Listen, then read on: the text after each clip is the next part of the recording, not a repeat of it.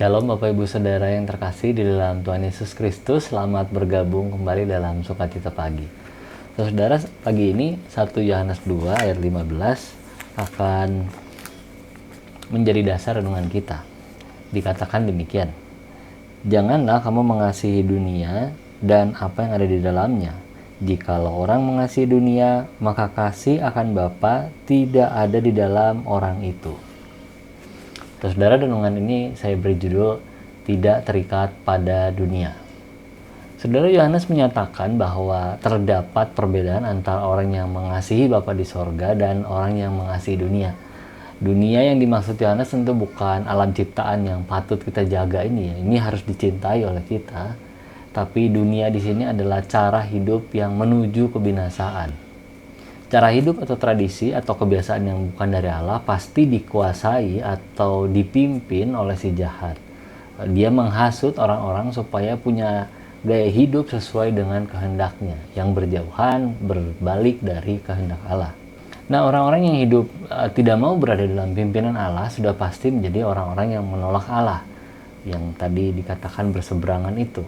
Ini bukan hanya bicara orang-orang di luar gereja, tapi orang-orang di dalam gereja, kalau hidupnya tidak mau dipimpin Tuhan, juga termasuk orang-orang yang menolak Allah. Sekalipun seolah-olah mereka ada di dalam gereja dan mengikuti Tuhan. Anak-anak Allah, saudara, dibedakan cara hidupnya karena orientasi mereka bukan lagi tentang diri sendiri, tapi bagaimana menyenangkan Allah dalam setiap kesempatan.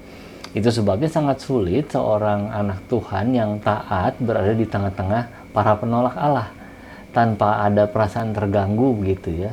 Memang orang Kristen tidak boleh eksklusif, hanya bergaul terbatas dengan orang Kristen lain. Tapi juga sewaktu mereka bergaul dengan orang-orang di luar gereja, di luar lingkungan Kristen, berarti anak Tuhan bukan harus berkompromi supaya bisa diterima orang. Sebagai duta kerajaan Allah, orang Kristen harus bisa menempatkan diri dengan bijaksana di tengah orang lain.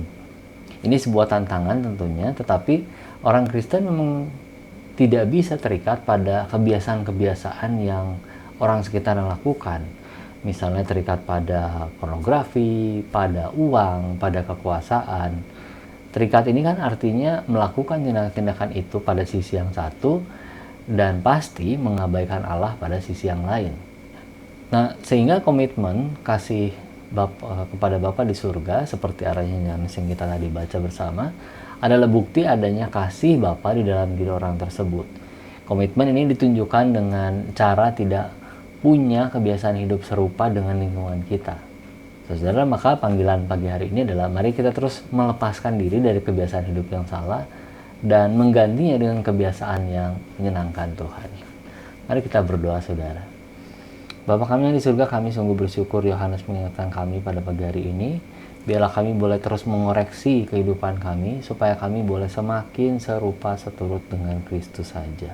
Terima kasih Allah Bapa, berkuasa atas kami Roh Kudus. Dalam nama Yesus Kristus kami berdoa.